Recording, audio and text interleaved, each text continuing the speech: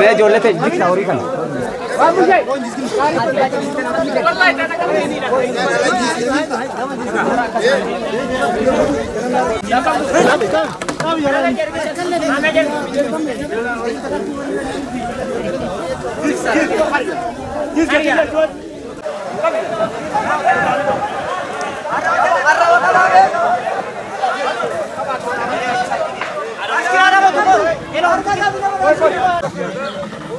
kurbanımızı kesiyoruz.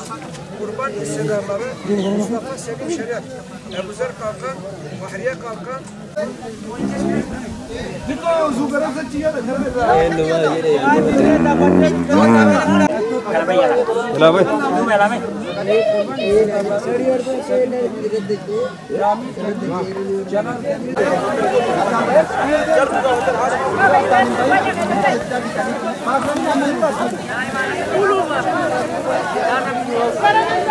Herkesin bayramını tebrik ediyorum. Bayramın bütün dünya insanlarına hayır ve mutluluk getirmesini temenni ediyorum.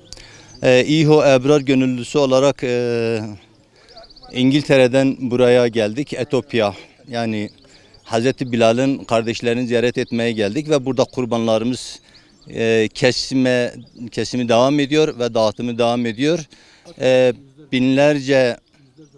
Binlerce kurban, yüzlerce kurban ve binlerce aileye yardımlarımız devam ediyor. Bütün hayırseverlerden Rabbim razı olsun. Herkesin hayrını kabul etsin.